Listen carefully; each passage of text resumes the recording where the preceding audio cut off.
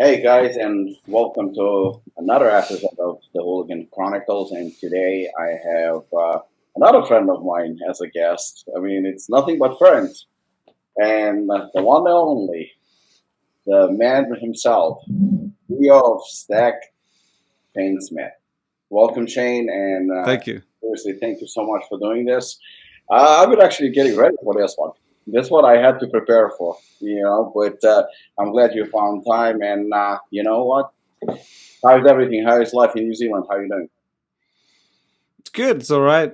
It's pretty. It's not as fun as traveling around and seeing shit, but I end up having to work more, so it's fun in that sense. Looking forward to getting back on the road? I mean, probably the only reason we traveled so much last year was because we like COVID, we were locked down for 2 years, so we were kind of just like, Making let's get up the for fuck lost out of time? here. Kind of. We just went all out basically, jammed How many three months years did of you travel travel? into one. What was that? How many months did you travel? I mean, how many months 9. were you not home?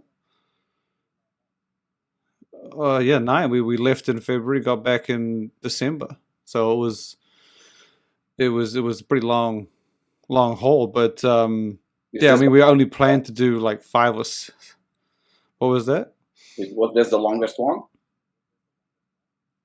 Yeah, so usually we would go for like we'd go to America for 3 months, Europe for 2 months, and then come back. But then yeah, last year that was the plan. But then we just sort of kept it going because when we left New Zealand, we didn't know if we could come back.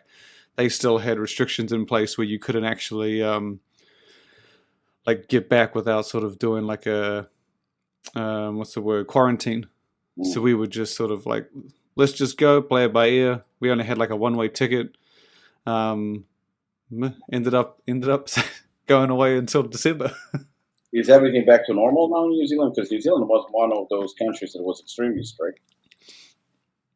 Oh yeah, it's back to normal now. Like it's, I mean, you still hear about it uh, a little more than I did when I was overseas. Like when I was in the UK and all that, I didn't hear much about it at all. But yeah, over the past, yeah, a little, it's kind of quieting down. Just yeah, definitely not as bad as when we left. Okay. Well, listen, like I said, I was preparing for this one because I had quite a few questions that I wanted to ask. I mean, a lot of people know obviously about Stacks, a lot of people know about you, but I guess there are certain points, I guess, about the platform itself, certain things about you that, not everybody is very familiar with, and not everybody knows maybe to an extent that I know. And I think this would be a great opportunity for people to get to know not just Stack, but also you. So I'm going to go ahead and ask my very first question, and that would be, can you give us the rundown of the history of how Stacks, started? I mean, yeah, it kind of kicked off back in. Can you hear me all right? I just Yeah, realized that my microphone was like dead center of the no, no, no, camera. no. Totally um, fine. I still don't remember the exact year. I like it was a long time ago. I think I started doing it in maybe 2010, but it was like an after school project. Like while I was in college, I would kind of just go home and write a story or two.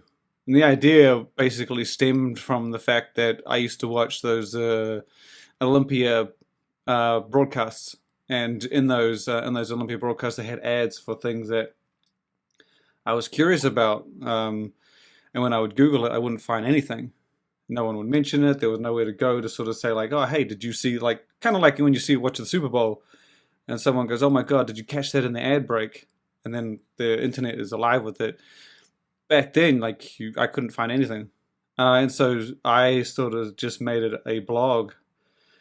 I had a blog for an online store that I was running at the time, um, and yeah, I just started adding little content pieces to it, just sort of like, hey, this is a new product coming soon from MuscleTech. This is something new from Gaspari, and there wasn't really anybody else out there. Not that there wasn't anybody out there doing it, but when I went to look, I couldn't find anything, and so I was like, I'll do it myself. That was kind of it. And then I noticed that no one was going to my online store that was going to the blog, and vice versa. Everyone visiting the blog was from America. And I was sort of like, well, okay, let's just split the two up. Like, again, this was after college. I would just come home for like 30 minutes, write a story, go play Xbox or whatever. And yeah, I think it was just one evening. I looked at the result, kind of the analytics, and I noticed that no one from New Zealand was looking at it. And then I noticed that everyone from America was. So I basically was like, hey, how about we just split this up? Made Stacked. The original logo was fucking disgusting, but it worked. I made the website. I switched to Eastern time zone. I changed my spelling, all the words, because a lot of American words remove the U. And yeah, just completely.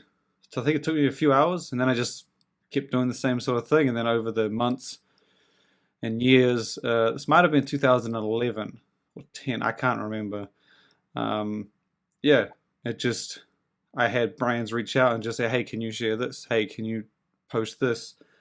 And then eventually we had a good stable of connections, and then went from one story a day. Well, I think it was originally one story a week to one a day, and a few a day.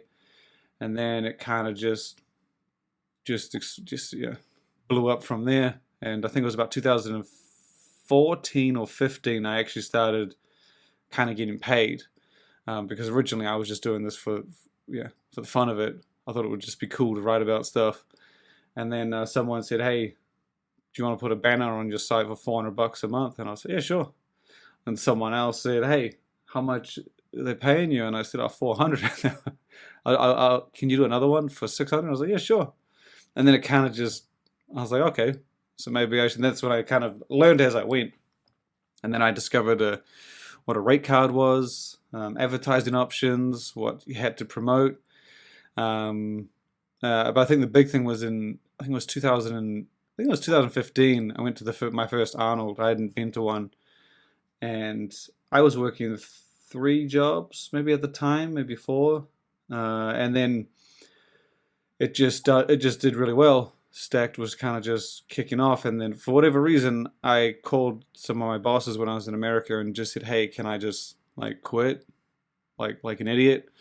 And then that's kind of what it went from there. And I talked to a few companies, or a few people from companies that were like higher up, and like they said to me, they said, "Hey, we can pay you for advertising, but your views need to be like at this level."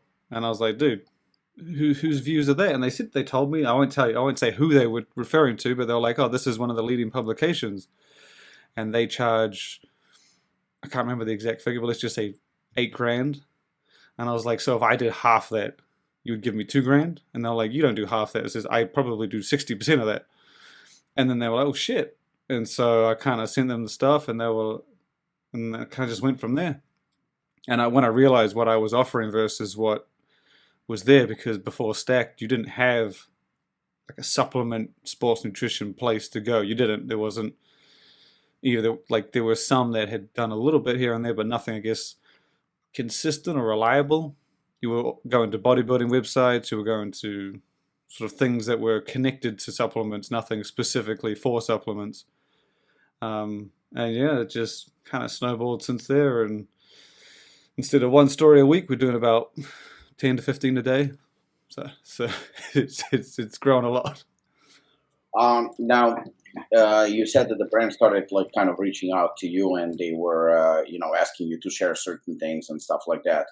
But before that, before the brand started reaching out to you, how did you get the information? Were you just doing research on the internet? Were you reaching out to the brands yourself?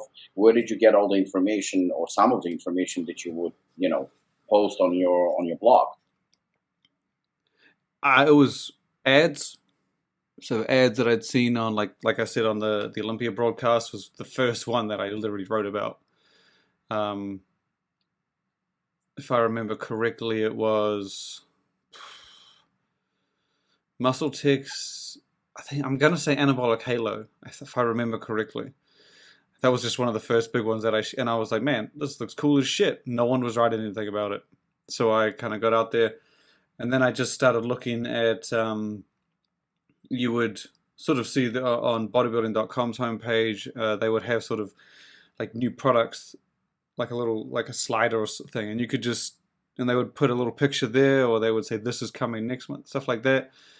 And then I would just reach out to the brands and say, hey, like, can you provide me a little bit more information? Sometimes I would get teasers from brands. Sometimes just find some stuff in magazines. This was like, at the time, you didn't really have, like, everybody didn't have a Facebook and Instagram. That kind of came a little later. And then I started relying a little more on Facebook. Um, and you would kind of get people sharing stuff there.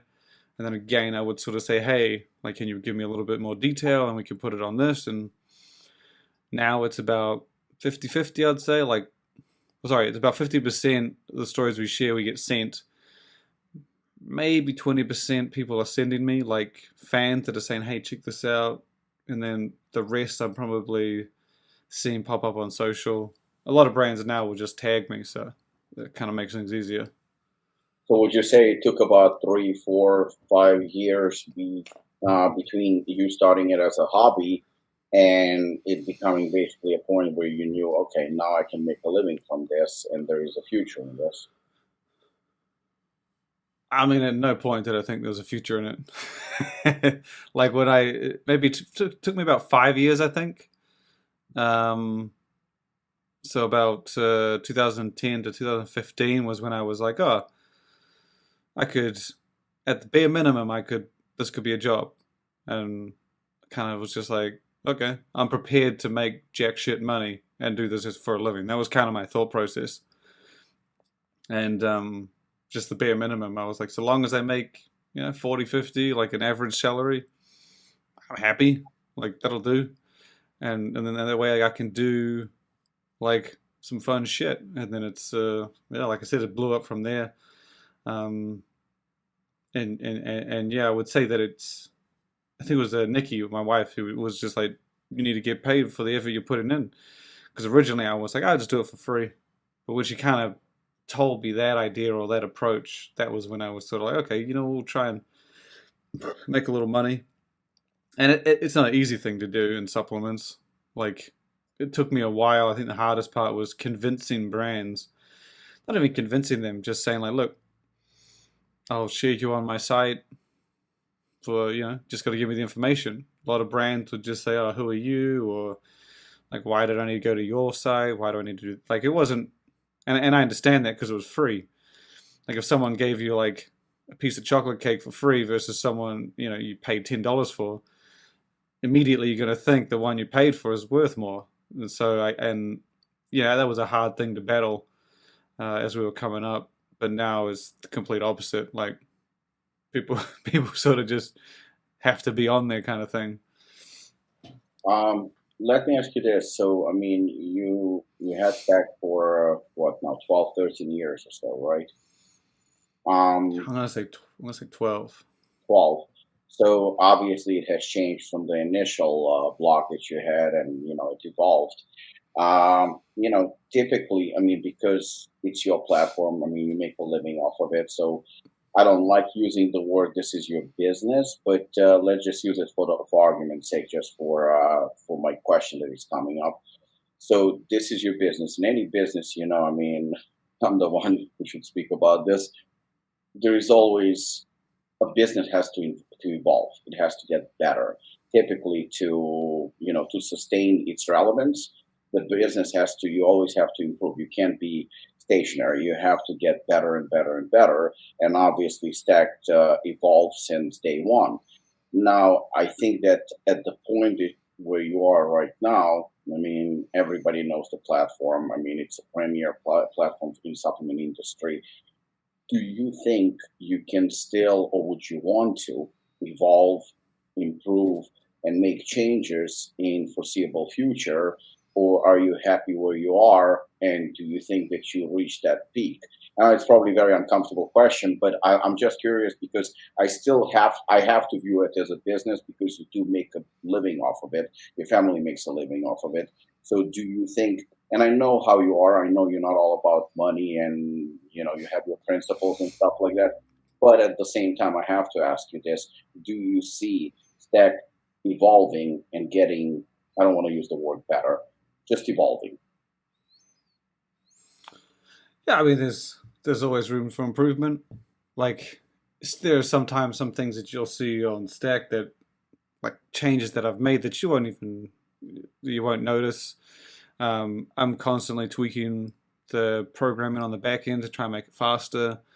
Um, Little things like adding sharing buttons on the bottom of the website, regularly posting the stories to social media, having links in bio on Instagram, like these little things that help get the content out there to people. I Well, don't think that well, the core, the expo, which is relatively new. yeah, the expo. Well, see, the expo was like literally I did that first in 2016, I think. And the whole reason I did it was because my friend that kind of got me into the big advertising side, he was like, he's like, one day you might even run an expo, and I was like, I'm never going to run an expo, like a physical expo. I was like, dude, that's ridiculous. And then he said, yeah, your version of one, and then it just stuck with me. And then yeah, it was in 2016. I was like, okay, what would an online expo look like? What would a digital expo look like? And then that's when we came up with the idea of the Stacked Expo. And we ran about 4 or 5 of them. Um, and then I think we probably stopped it for like a year. Can't remember why. It just got a bit difficult to do because basically we were doing everything ourselves. So brands would say, hey, can we make it look like this? Can we make it look like that? And I was like, I did enough of them, and then I was kind of like, fuck it. And then COVID rolled around, and I sort of thought, yeah, this might be a good idea to bring this back. And so we did. Original concept was still there, but I did a lot of things different on the back end. So I made it easier for companies, because previously companies would just give me a picture and they would just say, "Can you make this a page on the website?" And so when we came back, I wanted to change that so that they could do it themselves. So we created like a little editor on the back end so that they could just go in, make changes, pretty much do it themselves. And it took very little effort for me to manage that side. And we lowered the prices because it obviously took shitloads less time for me because I wasn't making anything. So I thought, yeah, we'll give it a go, and it just kind of hit off. And so now we've been doing it every year since, and it's just found huge success. But again, things like that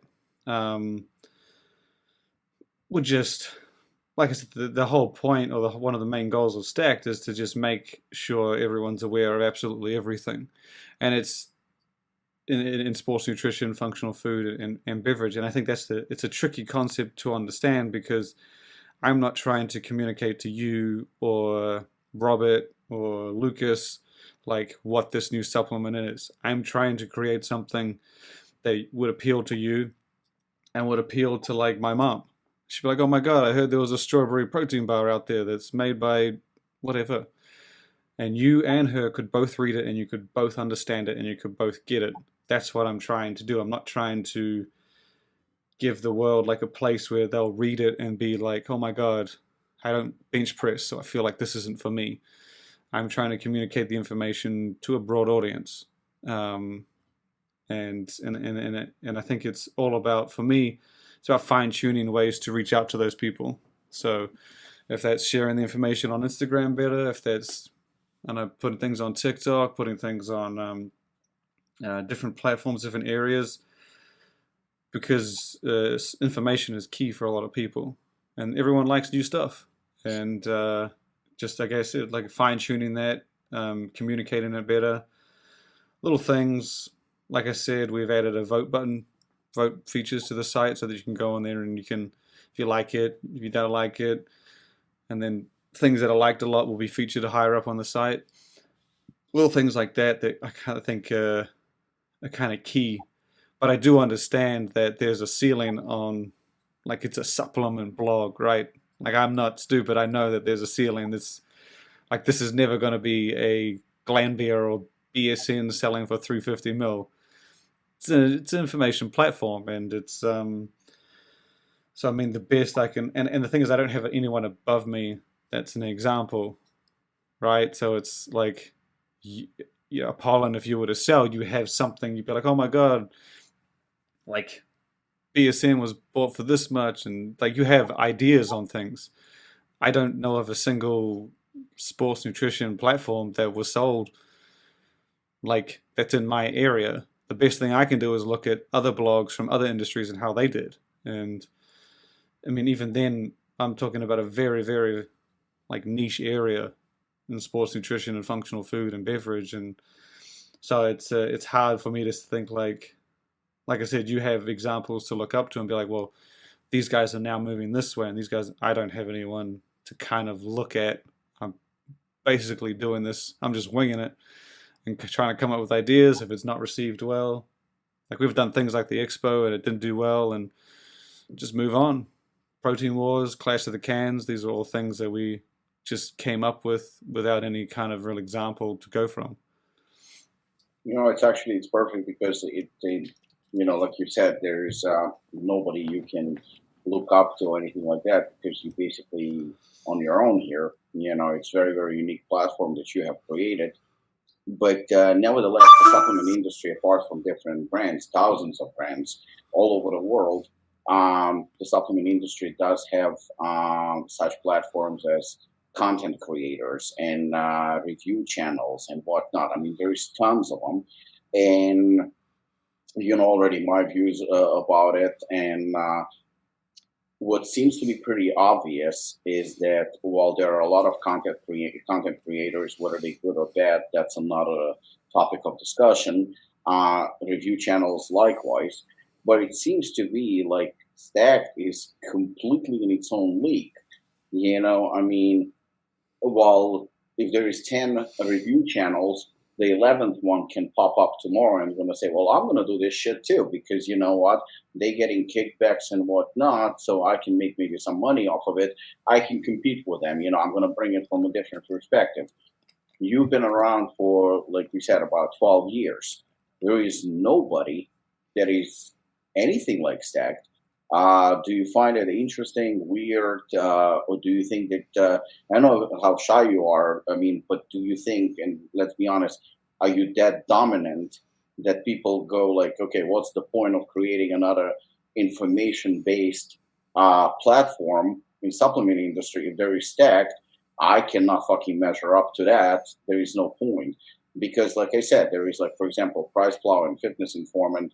It's more or less the same. And then you have Fitness Deal News and Review Brothers. It's more or less the same. I mean, maybe different approach, but the outcome is exactly the same. But there is Stacked and there is Stacked. How do you explain that? I think it's just because of how niche it is. Because, like, it's... I've put a lot of effort into such a niche thing for so long that there's not really like you wouldn't need a second one essentially. You have some of them more like formal websites, like I think Natural Products Insiders are very similar.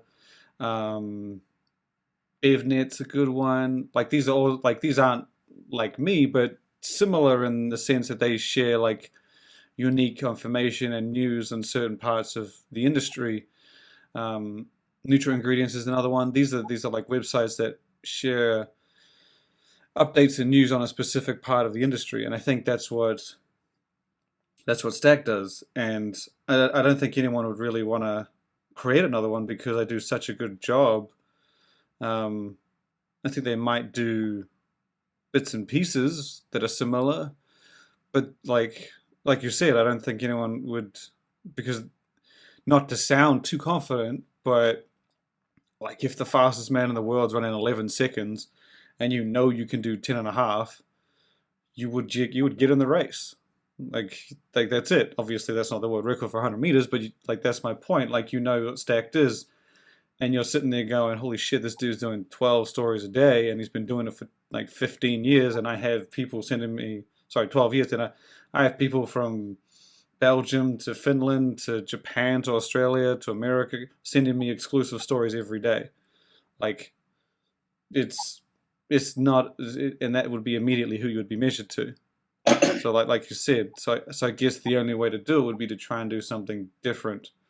Um, and we've tried to broaden our reach. Like we started doing news on energy drinks and functional foods, um, because they're very easily or connected to the sports nutrition space, and it's just like a seamless addition for us. But it's not easy to, yeah, like I just can't imagine it being easy to do.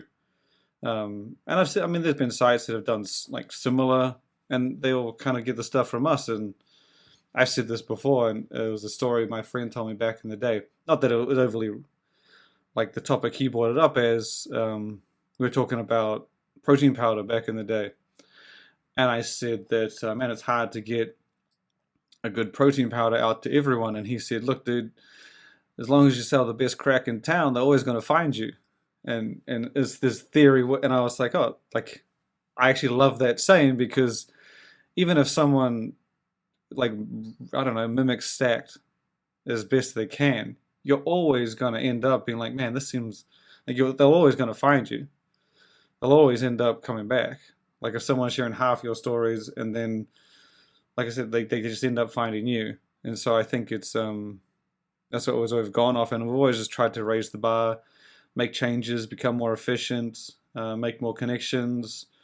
Like I said, spread into beverage, spread into functional food, start sharing stories from Japan and different countries in the Middle East and Africa. These are big expansions for me, because while some people will look at it and just think, oh, this is a product from so and so, I've always seen it as an absolute huge win, because if I can put something in there that you think fits, and it includes an entire another country, that would make them feel like they fit too. So it's like those are big expansions for us. And as far as I know, there are people that share news on supplements, but I don't think anyone has the depth of the international level that we do. Like again, we have people that email me regularly that don't speak English, and they'll send emails and I have to translate them. Like I just see it as work, but it's pretty cool that they think it's important to be on Stacks, and that they think there's an audience for it. And these are countries that I've never been to, and countries that have less people than a city in America. It's pretty crazy. Right. Now let's go to the awards. So you have Protein Wars, and you have Brand of the Year, and Clash of Cans. So, for example, Protein Wars, that's selected by vote. Anyone can vote, and then the one who gets the most votes wins. So it's pretty Wins, straightforward yeah. and simple. Simple. Yet, Brand of the Year is selected by you based on your demands, your criteria, and how you view Brand of the Year. Now, they're completely different approaches. Can you explain why you do it that way? Why not do You're about to hear you're about to hear a very beautiful piece of Stacked history, because I know why it is, but people forget. So back when we, like, way back, maybe the first or second year of Stacked, because back in the day we used to do mostly reviews. The reason I changed that was because, like you said, review channels are coming out the ass. So like, I didn't want to be roped in as a review channel. I wanted to be an information source that occasionally does reviews. Um, but back in the day, we did a lot of reviews, and we did a ranking system where I would say the top 5 pre-workouts, or the top 5 protein powders. based on your And perception? yes, yeah. So we did, I think it was Test Booster, Fat Burner, pre-workout, and protein powder. And I don't know if this is exactly how it played out. I'm just going off memory here. but I put it on social media. I didn't do a post on Stacked. I put it on social media, and I did one day after another. And when I posted them, it was just like I was just like, whatever, let's just put it up. What are the 5 that come to mind? And pre-workout, people were like, there were some disagreements, of course, but there wasn't like, it was mostly an agreement. A lot of people could see why I would put this above this and there. Fat burner. And while I was doing this, I was like, man, like there were products coming out at the time, and I was like, I can't do a top 5 of the year. I have to make this like a live thing. So that was why we then put together pages of the top 5 products, and we just change them day to day, week to week as we go. But when it came around to protein powder, nobody fucking agreed with me. I was like, what the shit? It was like, I don't even know how to explain it. Like compared to the other ones, I just was, and then I started reading into the comments, and I noticed that a lot of, because protein powder is probably something that most people take above anything, I would think. Like more people would probably have protein powder than pre-workout, at a guess. Maybe back then, maybe pre-workout is close, but protein powder is huge and it applies to everyone. And I think that after reading the comments, there were people saying things like, oh man, beef is the best. Like, why would you have anything else? It's the leanest source. And I was like, the shit? And then I saw someone say, no, you need a blend.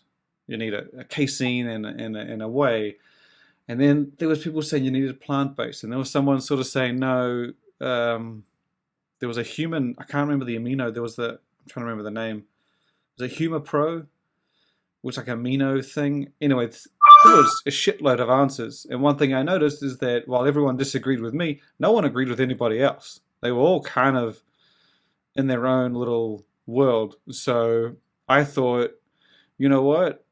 And so I think if I remember correctly, I put out a note sort of saying, why don't we just vote? And we'll call it the Protein Wars. And it got the name Protein Wars literally because everyone was having a shitstorm about it. And so that is why I then just put it to a vote for protein powder and then put the rankings of the products on Stacked. And so the brand of the year is pretty much judged like my top pre-workouts, like my top fat burners, the same way. Protein powder is the only difference because of that one fucking problem. Maybe now I could probably come out and say what's the best 5 and people would be fine. But back then, everyone was just so like in their own. Everyone finds their favorite protein powder. Everyone has their reason for their favorite protein powder. So I thought, yeah, let's just do the Protein Wars. And then we did Clash of the Cans as sort of similar idea. Energy drinks are practically, most of them are the same. You could probably drink 5 different ones and you might not even notice which one has more caffeine than the other. So that one felt like a good idea to do Clash of the Cans, and no one has ever asked me or said to me, this is a dumb fucking idea. This is stupid. You shouldn't have done it. Everyone usually just likes the concept until they lose. And then they sort of, oh man, they shouldn't have won or whatever. And then, so yeah, brand of the year and the top 5 products have remained since 2012. And brand of the year has been the same since it started. It's just been about like if I'm a fan of anything in life, I want to see that company come out with more things. That's simply it. If I'm a fan of like Nike shoes, I love it when they come out with new shit, especially if I like it. And supplements, that's exactly the same way as I treat the Brand of the Year award. It's based on you being the only brand in my world. I don't know anybody else.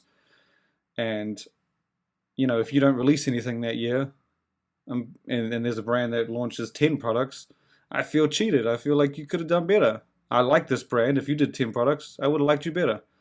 That's essentially the core of it. Like what you can offer a fan more, or more what you can do for them. Like how much more results and how much more benefits and how much better can you make that individual. And I basically apply that from brand to brand. Like what I may not like, I may not personally take some of the brands that end up winning. I'm judging them the same as I would if I did like them, or I did like their angle, because it's, like I said, it's about furthering the individual, about giving them more, and about getting them better results. And that's how it's judged. It's how it's been judged since the start. I tried to think of all the winners over the years before, and I could only come up with like 6 or 7. There's been about 13, I think, no, 12, because only you and Redcon 1 have won it twice. And I think Muscle Farms won way back when they were on the rise. Myochem won, Dedicated, Man Sports, Inspired, Ghost, Glaxon, Obvi. There's a couple early on that I just cannot remember. And the thing is when I type in Brand of the Year on Stacked, it's not going to come up with the one from 2012. It's too long ago. So yeah, it's just been about me. And much like I said with Protein Wars and Clash of the Cans, no one's ever said to me, "Don't do this. This is a shitty idea."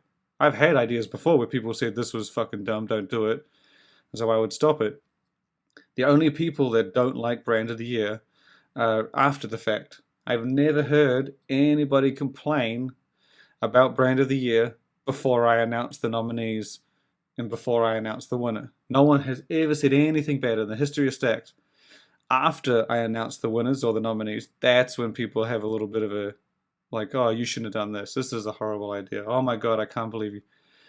And so for me, I'm just like, if you're if you're only complaining about the game after you lose, then I'm not going to listen to you, because like it's the same game as I do every single year.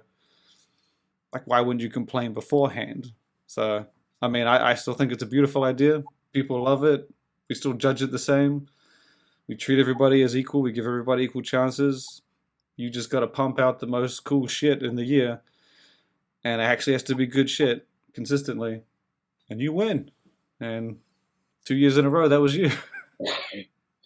Well, thank you, busted our asses. But and I'm trying to like not focus obviously on our win. Not that I'm not happy or grateful, but I'm trying to make this as much as possible about you and Stacked, and trying to understand things that you do and give people a little bit more perspective as to what Stacked is.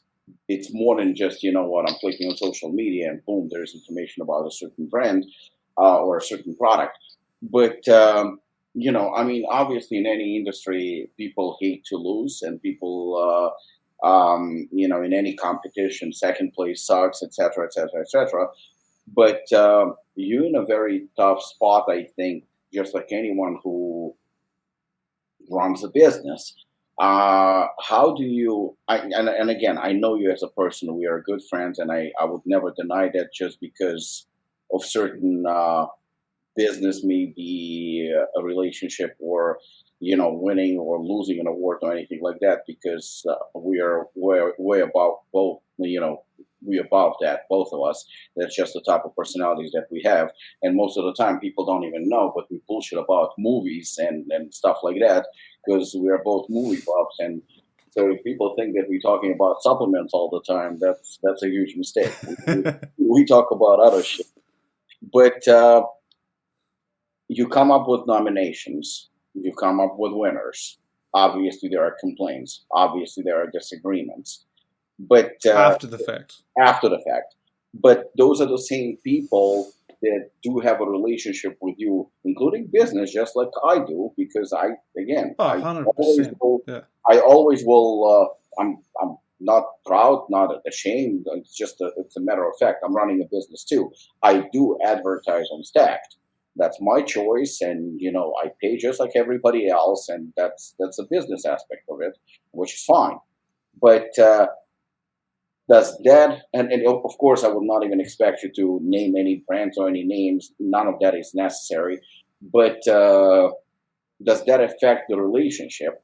How do you go from somebody, you announce as a nominee or not announce as a nominee, and then a person complains about certain, obviously about losing or not being nominated or not winning. Yeah. And then how does it affect the business side? Because to me, it seems like the brand depends more on you than you depend on the brand. There is thousands of brands that benefit from being announced on Stack, because that's always the same as being advertised to the world. Look, I'm coming up with a product. So they need you, but at the same time, they pissed with you. How does that balances each other?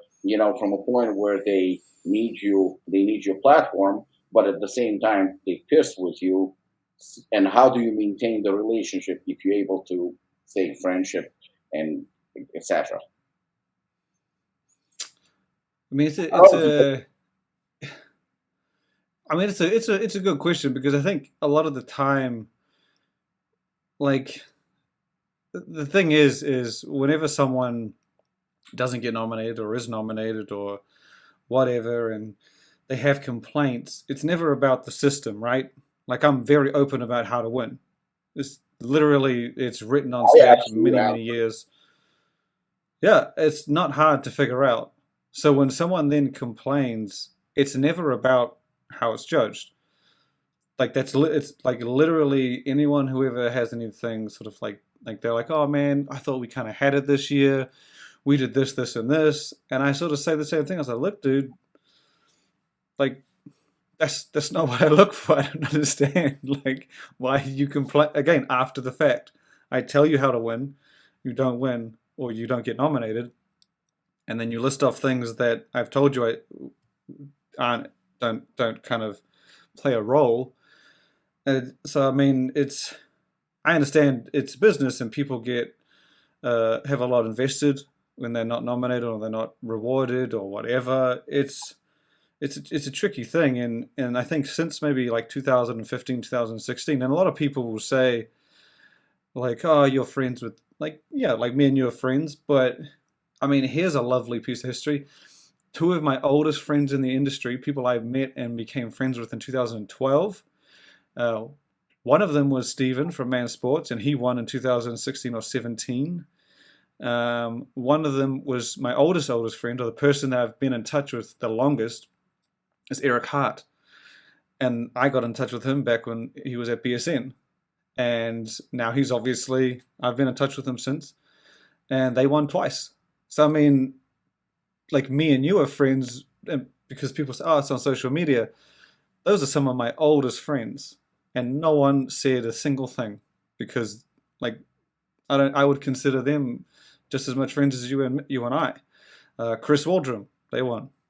Dan from Ghost was one of my friends I actually met him back when he was at Cellucor, maybe 2012 or 13. One of my longest friends, they won as well. They also lost. Like, I mean, it doesn't really, when someone says you only give it to your friends, I'm like, okay. But again, they're saying it after the fact. And like, it's immediately dismantled when I sort of say, look, these guys are my friends, and you didn't complain. Like, there's literally no bias. And I don't know how to say that. Because if someone comes to me and has like, oh, it should have been these guys or this, you can't argue them. You can't argue them away. Like, if someone comes and speaks to me, it's not like they've been sitting there for like 2 seconds and thought, you know what, I'm going to tell Shane that he sucks. They've probably been thinking about it for a while, and that they literally reach out and voice their opinion. There is absolutely zero chance of me being able to convince them otherwise. And I think it's so basically, when I do the announcements and the nominees, I prepare to lose money, I prepare to lose friends, I prepare to lose whatever, just because it's happened many, many times in the last decade, and it is what it is. If I lose, I've even before Brand of the Year, I've had someone who wanted to advertise, and I won't name the brand, but I put like a teaser that the pre-workout wasn't that great, and then I put out a review, and they wanted to advertise, and I knew that they weren't going to want to advertise if the pre-workout went out, so I kind of just ignored the email and was like, look, it's going online, like, I don't, whatever. And if they wanted to keep advertising, cool, but I didn't hear from them after that. But like, I have to prepare for that, and much like I said in 2015, all I need to do is make 60 grand. 50, 60, like an average person's salary. I don't know if that's like it. That to me is average, 50K. I think that's normal. That's all I want to do. If I go up and down, if I go negative, like, all I need to do is an average of that. And I have room so that if someone Like I've had people pull money after a post went live or a decision was made, and I'm just like, okay, like, and I don't take it personally. Like I'll still share the brand, I'll still promote it, I'll still do whatever I can, um, because that's what it is, and I'm prepared for people to be like upset with decisions and reviews and posts and angles. I think it's kind of like I treat it like the ref on the Super Bowl on the field. Like they get so much shit thrown at them, but that's because they're being yelled at for their opinion on an effort of the people on the field. They're not making the effort; they're just judging. And the person who's like blowing them up is he's put in sweat and tears that whole game. He might have like torn a muscle and he's still battling it out, and the ref's just standing there like, nah, not good. And he's not going to take anything to heart. He can't. And so, like, I don't take anything to heart. If people pull money, if people refuse to send me stuff, keep doing what I'm doing. I've never been sad about kind of things that happen from what we do on Stacks because so much positive comes from it. Like, legitimately, like, how do I say it? Like you said, like, the award of Brand of the Year is so prestigious. It like, and there is some negativity sometimes, but if there's negativity, that means that there has to be a massive amount of glory in it. So I've made something that not only brings people up so far, it makes people so upset. Because if it didn't matter, they wouldn't be upset. No one would have anything bad to say. No one would give a shit. So the fact is that like I have received occasional like feedback on posts or reviews. It's never bothered me because like I look on the bright side. And yeah, like I said, you lose money, but I would rather kind of lose money and give the praise and the prestige to the right people than like I don't know, oh, this is brand of the year. Oh, but what if these guys do this? What if it is what it is, and I think a lot of our advertising partners, thankfully, see it that way and understand what we are, and they don't really like I said, it's you can't have the good without the bad, and we make a lot of good, so we occasionally get some bad. And I don't really mind at all. Just emotionless is what I have to take. You know what? It's I didn't expect the conversation is going to go to. I mean, to this subject and so deep, but I think a lot of people will see you right now in a completely different light. And I mean, number one, thank you very much for opening up like that and sharing how you feel about this. And I mean, I put so many questions here, but I mean, I have to continue on this one. You kind of set it up, and it's extremely interesting. And again, thank you so much for your honesty.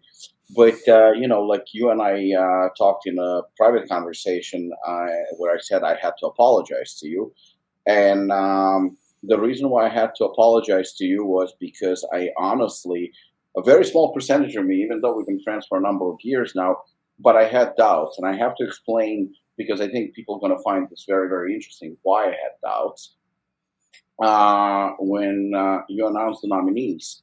I was very, I wasn't surprised because I knew we definitely, again, I'm biased right now, but I mean, I had a feeling we're going to get nominated based on the amount of work that we've done. But to be honest with you, a lot of people, because you know typically how it is, people either are honest or they're trying to kiss your ass and they say, "Yo, you got this, you got this, you got this, you won." And I try to ignore it as much as possible. And I tried to avoid it. Even when you and I would talk, I would completely ignore the subject of brand of the year, and so would you. And we would not even discuss it. We would talk about other shit. I remember before you were announcing brand of the year, the night before, 2 nights before, we were talking about Golden Globes nominations. And like that. We were going about movies back and forth, and if brand of the year doesn't exist. And I know a lot of people probably don't even believe what I'm saying right now, but I honestly don't give a shit. But the thing is, why I apologized to you was because I had doubts. I had doubts of winning based on the fact, like, I was very, very nervous because I knew based on conversations and whatnot how people would be bitter about losing. and how people would be upset and how they would be vocal about it, and which affected obviously relationships and friendships and maybe advertising and money and business. And I was nervous because I said to a friend of mine, I said, no matter what Shane's decision is, under no circumstances will I complain or will I let it affect our friendship. If he doesn't select Apollon as brand of the year, then I guess he had his reasons. And I will not be that guy who stoops to that level because, I'm a huge soccer fan. And to me, I'll be 48 in 3 weeks. And I've been a soccer fan for 36 years now. And ever since, to me, the most ridiculous thing is when, the referee gives the yellow card or a red card, and these fuckers are complaining and whining and why not, and then why why did you give me the yellow card? And they argue with the ref, and I've never seen the ref change his mind ever. Not only that, Yes. sometimes they get so annoying that the yellow card becomes a red card because they annoy the shit out of him, Yeah. and he sends them off. Why complain? The decision is already made. All you make yourself is a sore loser. That's all. You look like a sore loser. Instead of congratulating maybe the one who won, you just look pathetic. And I said, you know what, under no circumstances will I let this affect my relationship with Shane. But to me, I had doubts, and this was my main reason for apologizing, where I said, like, there is no way in hell he can give us second time in a row because we are friends, and he's going to be accused of giving his friend an award second year in a row because we were never hiding our friendship, and that was the main reason. So as soon as we won, I mean, I was very emotional, and obviously I was very happy, but at the same time I was like, why would I doubt him? Why would I doubt him? That's not in his nature to do it. When he makes a decision, he makes a decision. So I see what you're saying. Once the decision is made, it's made. I don't see a point of complaining. Switching gears, still with awards, energy drinks. How do you select the winner of those awards, Clash of Cans? What is the criteria? Releases, taste, and obviously you're not doing it by vote. You're making a decision yourself. How do you come Yeah, up with so that? The Clash of the Cans is pretty much the same Protein Wars style, like it's a vote style, Oh, but it is a vote. alongside our Brand of the Year awards, which is like what we do at the end of the year, we have a Functional Brand of the Year, we have an Energy Drink Brand of the Year, we have a Newcomer of the Year, and we have an International Brand of the Year. And those are judged pretty much identically to overall Brand of the Year. So we judge them exactly the same. So Oh, pretty much consistency of releases throughout the year. It's a little more difficult because that is a harder decision than overall Brand of the Year, because I summarized your win pretty easily. Like you did 10 to 20 different flavors. You dropped 12 completely new supplements, 7 of them for categories you weren't already in, and you reformulated 5 supplements. Any other brand out there, if you nailed it down to those figures, like they weren't close. Like I don't think I know of a single brand that launched 12 completely new advanced supplements like on the level of formulations as Apollon, plus 5 reformulations, plus some collabs, flavors, and entered 7 new categories. Like that's not an easy thing to do for a brand that's like on sports nutrition. That's not like, and that's an easier decision for me to make because the next one down I had was Arms Race. I thought Arms Race was a good runner up. HCLT might have been close because they pumped out a lot, but they weren't that consistent throughout the year, so they slowed down a bit. Um, but yeah, like that's how they're judged pretty much the same. Like those categories are pretty much the same. It's just it does get a little harder, especially international brand of the year. Like you might get companies that only launch 5, 6 products in the year. Like and there are a lot of international companies that do that. So then it comes down to a much tighter race, and I'm judging how good those products were, how creative, how different, how interesting. And that's kind of, yeah. And sometimes it does come down to be like, I actually just like that pre-workout over that one. I just liked what they did over that one. Overall, brand of the year is yeah, it's a hard one to judge, but it's yeah, it's fun. And like I said, I have plenty of friends, and I obviously I don't voice them as much as, like, we interact with each other.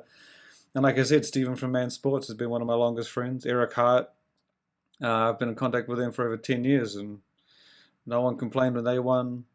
So, I mean, to be honest, the thing I find the most interesting, well, sorry, not the most interesting, I saw a movie, and this isn't on the topic of the awards, but more on the point of when someone sort of disagrees. I can't remember the name of the movie, but the whole point was that, when something seems so unbelievable, they have to think it was because of another reason. Like when, I don't know, you saw a spaceship, an alien fly through the sky. Like, oh man, they had to have been a shooting star, or it had to have, like, you make up something because a UFO would be too ridiculous. And when people complain or say negative things, I don't really mind, because I think that's just, seems so unbelievable to them that they want to throw out things. But I will say, on Apollon Nutrition winning, I didn't see a single negative comment. I didn't see anybody complaining on that original winning post. And we don't delete comments unless it's racist, which has happened once. But yeah, like, so I think universally it was pretty agreed that what Apollon did, and that went for all of our winners. So our functional brand of the year this year was Bomba over in Russia. How many times have they We won? also 3. they they're like a ridiculously underrated, and obviously everything that's happened in Russia can't be blamed on every individual in the country. Um, Absolutely. and those guys Did you get just any kept. heat? I'm I sorry. thought, Did you get any heat for that, for selecting them, considering how people view Russia no. based now? Okay. I mean, they didn't. They just, like, there was a little break in what they were doing, but they're an incredibly busy brand. And I think the thing people have to realize is similar to you, like how I said you did, 7 completely new categories, 12 new products. They don't just come out with new products. They create an entirely different format, right? They did ice cream. They did little tubs of just chicken and beef. They do um, like little ice cream on a stick with protein and no sugar. They do protein bars. They got like 5 to 10 different protein bars, and none of them are formats that you would see on American shelves. Like, these guys aren't just pumping out like magical recipes. These guys are redoing their entire line to make these things. It's ridiculous.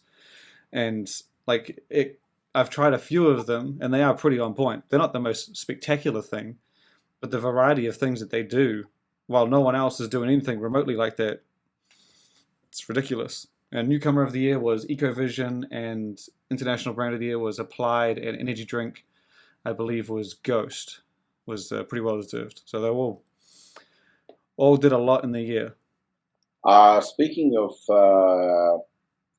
again, Ghost and energy drinks, right? I mean, they won this year, last year, and my question is that, for example, when you judge brand of the year, obviously there are different formulations and innovations and whatnot. I mean, products are so much different. But when it comes to energy drinks, like you said many times, essentially they more or less the same. A little bit more caffeine, a little bit less caffeine, but they essentially just taste. That's all it is. As much as we hate saying it, but it is about taste and popularity, I guess, of the brand.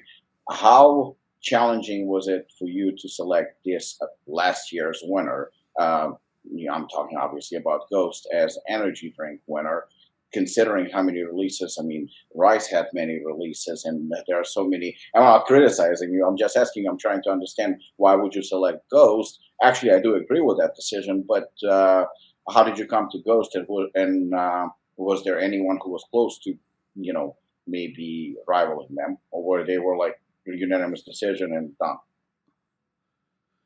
I was pretty close. Like I said, the subcategories are much harder to judge. But as with brand of the year, not that you can like shrink it down to 12 new products in 7 categories, the same principles can be applied. So Ghost didn't bring out like another energy drink or like a higher caffeine or a lower caffeine or anything like that. They just still had the one drink, but they did some special edition flavors. They did some authentic flavors, and they did the limited edition collab. They did the reskins for the music festivals, and so basically, when you can summarize it down, like the high points, they dropped a few new flavors. They dropped a limited flavor.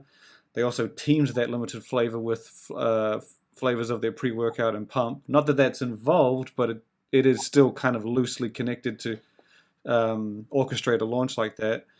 The reskins for music events. And so then if you kind of take that and compare to, say, Rise, so they debuted on the market. They had, I think it was 5 flavors to start. Yeah, 5 flavors to start. And so for me, I would sort of be like, Ghost did 4 or 5 flavors and Rise did 4 or 5 flavors. I'm not necessarily going to directly compare like how each one tastes, but Ghost had some of those Ghost flavors were limited edition collabs. I thought that was something that really put them over the top. The reskins for the music festivals I thought was very cool. And some of the things they did with those flavor launches as well, like Rise just, not that they just put them out there, but they did just put them out there. And then Ghost, like they did a limited launch through their app. They made everyone rush to their app for like at midday central, and you could only get 1 can. So they built this really cool little hype machine. But the closest one I actually thought to Ghost was Monster. But they mostly did flavors as well, but for a variety of beverages. But again, their flavors were just sort of extensions. They weren't anything supremely like, I guess, impactful or eye-catching. And so on paper, you're basically comparing 3 brands that all did 4 or 5 flavors each, who did some cooler shit with those flavors. It's not, let's just say a mystery energy drink company came along and they had an energy drink with 3, 4 flavors, and then they launched a new energy drink with less caffeine. Then they launched a more pre-workout style energy drink, and they expanded 2 flavors each on those beverages. They would probably win, so long as it doesn't taste like absolute dog shit and like it's not underdosed. That would win, because similar to what you did, you dropped 7 completely new categories, 12 products. They didn't just stick with flavor extensions. They expanded their line. They offered more to their fans. They gave them better options. Maybe one of those brands comes out with a drink for sleep. Like, you're just offering your fans more. Fortunately, the brands that were all in there were all just doing flavors. So it was pretty much like the Ghost flavor extensions versus Monsters versus Rises. And I kind of had, Ghost kind of coming out on top on that one for me. Just, I think it was also their Warheads Green Apple literally blew the shit out of me. That thing was so damn on point that Yeah, I that was was like, perfection. Jesus Christ. I even said Yeah. it doesn't matter whether you like green apple or you hate green apple. The fact that it tastes exactly like green apple, it's shocking. That was, and like yeah. No, go ahead. No, so that's what it's kind of like I was saying. So it's just, yeah, you're basically comparing flavors to flavors, how they did them, how they stood out, how well they nailed them, and that put Ghost out on top. Interesting. Something that I observed that is very, very interesting about Ghost as a brand, and I want your opinion on this. So, when it came to Brand of the Year, you did not nominate Ghost. There was a platform that not only nominated Ghost, but Ghost also won Brand of the Year. And again, it doesn't matter the reasons, and this is not where I'm getting at, but they won the energy drinks from you, which obviously is very prestigious. Somebody else said something to me recently, very, very interesting, that it seems like Ghost is more active in energy drinks than supplements, and they were not as busy with supplements last year as they were, because every time we would hear news, it would be energy drinks mostly. Would you agree with that statement? Do you think they're shifting more to energy drinks rather than the brand Ghost when it comes to protein and pre-workouts, etc.? Again, I mean, I'm just curious about your opinion about it. I They mean, were they did do very hydrate, so they did launch a few things. They did. I don't think Ghost was like any different from their average year.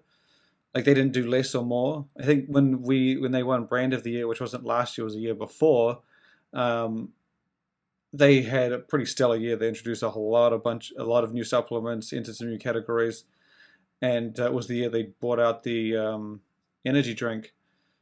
But last year, I think it was more or less just similar to what we had seen from Ghost in the past. And I mean, we judge different things. Like I've had like not even people that gave it to them last year, but I know brands people that would say, "Oh, Ghost expanded into Vitamin Shop." I don't know if that was last year or the year before.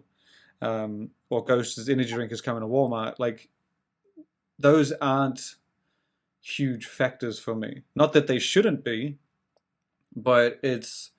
I'm sure that, again, like you said, Golden Globes earlier. I'm sure if you got the people judging the Golden Globes and the people judging the Oscars, their opinions probably wouldn't match up. Otherwise, why would you like?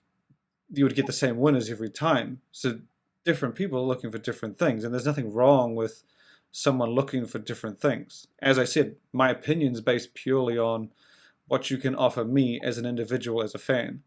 Like if you start shipping to Singapore or Finland, like that's great, but that doesn't change what I'm getting. It's still the same brand. Like that's cool, but it's not a huge differentiation. And again, if you're now available at my local convenience store, that's not a huge upsell for me because I was already buying from you online. Um, so it's yeah, I can see arguments for them to win because they have held a very dominating position in sports nutrition, and they're expanding that into energy drinks, and it's kind of just strengthening the brand as a whole. I don't think they kind of took a the year off for supplements. I don't think that at all. I think they just were doing what they usually did, but because they've really accelerated what they did on the energy drink side, it might make the other side, look less. Um, and I mean, impactful. energy drinks, yeah, it's not that they weren't any more impactful. I think it's just that because yeah, you ramped up energy drinks, it's going to make it look like you're lazy on the supplement side. But I don't think they were doing anything less. I think they were doing just as well as they did other years. And energy drinks is much easier to not easier, but like I said, if you just launch flavors and energy drinks, which is what Monster does, which is what Red Bull does, you have a huge impact. You can make a lot of noise. You can lead the category with just flavors, but you can't do just flavors and supplements. So I think the path to making a brand or product seem bigger in the energy drink space is less complicated than it is in supplements. Like you actually have to formulate something. You can't just tweak a flavor. You actually have to make a flavor. And you got brands like Arms Race, you got brands like Apollon doing like massive things, coming out with these loaded sleep products and intra workouts and hormone formulas. Like that's not an easy thing to do, as opposed to like coming up with a new flavor. Not that it's harder, but it's just as like you could do a new flavor every month of the year for energy drinks. If Ghost did that, they would blow the lid off. But if you just did that for your protein powder and supplements, it wouldn't be as impactful, if that makes sense. So I think that because they did kind of ramp up the flavor side and just not that what Ghost normally does is wrong. In fact, they do really well. It just I think that it made the supplements seem like less. Um, but I guess yeah, it would be no different from like if you took energy drinks next to like the computer industry. Like they only come up with new technology every so often because it's much harder. So the kind of the rate and improvement is different. But I think the energy drinks just become very successful, and they just did a lot of flavors, and it might be outshining the supplements a bit. But Ghost is still very much the solid brand that it always has been, and they continue to move forward. Like I said, they introduced Hydrate or Ghost Hydration, I think it was. Completely new category, typical Ghost twist. Um, They introduced the fish oil with the new Smart Prime. So they did a lot of things that you would typically see them do from year to year. It was just, I think, just the energy drinks seemed a little bit accelerated and just stood out a bit more. Um, Now, I wanted to ask you something. I mean, when it comes to supplements, it seems like, and again, I could be wrong, of course, but based on the fact that I also travel quite a bit, it seems like American supplements, the brands are a little bit more dominant, uh, maybe a lot dominant, than the European. But when it comes to functional foods, I said it many times before, I feel like Europeans are spanking Americans and relatively easy. uh, why do you think that's the reason? I mean, I'm pretty sure when it comes to supplements, Europeans are capable of doing exactly the same thing that Americans are doing in terms of proteins and pre-workouts. I mean, they have the same ingredients available to them, so it wouldn't be that much uh, more challenging to do exactly what we do here. But at the same time, when it comes to functional food, flavoring, and stuff like that, it seems like Europeans are dominating and, again, relatively easy. Why do you think Americans cannot compete with Europeans at the moment when it comes to functional foods, and vice versa? Why Europeans are so behind? I mean, I hope not to piss off people with this when it comes to supplements.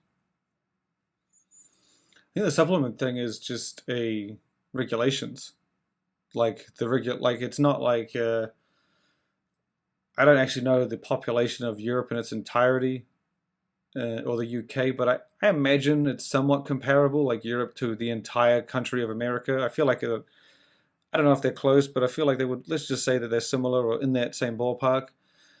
But the thing is in Europe you have different laws in different countries. Like you can't make one supplement and then just throw it over the border and hey, like sell it on your shelf. Like it's not that easy. Some places have limits on ingredients, some places have limits on labeling claims, some places have limits on just the use of specific words. Like it's not that easy. So if you want to try and sell something to every single European country, the best thing to do would be make it to compliant to the most strictest one. And that way it would be able to be produced 2,000, like 200,000 units of the same thing, and you could just ship it to every country in Europe. You wouldn't need to like change it. And I think in America that's not the case. Like you could make whatever the fuck you want for Texas, and anybody in every other state would accept it. It's not hard to make it compatible and compliant with everything. But in the UK and Europe, that's not the case, and so I think you get way more restrictions. Like agmatine's not allowed there. I'm pretty sure they said alpha GPC wasn't allowed. I'm not I sure if that think one's. I getting think there, I think so. Yeah, I heard there that. was one that was just dropped, and I think it was either alpha GPC or I think it was alpha GPC or choline. It was something for focus. I remember someone telling me last year. So you get shit like that. Like, how often do you see an ingredient all of a sudden just drop off the market in America? Fucking, it happens, but not like just like that. And there's always like pushback. So I think the regulations just they're limited drastically, and like so because of the limitations and because of I guess that they just don't really have the ability to push the boundaries. And you don't want to make 100,000 units of a pre-workout and then 5,000 units after selling it, they have to yank it from the shelves. What are you gonna you shit out of luck. And so I think they just are very cautious and just have more rules in place. Not that America doesn't, they just have stricter rules. And again, these are rules that apply country to country. So if you want to sell across Europe and the UK, you need to know all of them. And it's not just one guy that you need to talk to. It's people who know each country, so it's much harder. And I think, like I said, we're America. You can sort of just not run wild, but you've got a little more room to run. And I think that's very clear when you see the pre-workouts that people come out with. Like you won't find 10 grams of citrulline and 500 milligrams of caffeine. Like you won't see those over-the-top things in the UK and in Europe. It just doesn't happen. Sometimes you do, but it's never really it's very rare. But on the functional food side, I actually asked a couple people about this, and someone gave me the answer, and he said the catch is that in America let's say you open a functional food manufacturer. Let's say he makes protein bars, and you open it up in Texas, right? I don't think anyone in America who opens a bar manufacturer is going to be like, I'm only selling to Texas, right? No one's doing that. They're going to aim for the whole country. That's the goal. So it has to be big. And because you're competing with these giants, it has to be on their same scale. So it has to be able to make a lot of bars. So it also has to be something that will be a hit. So no one's going to make a factory that is going to make a bar that might be acceptable by enough people.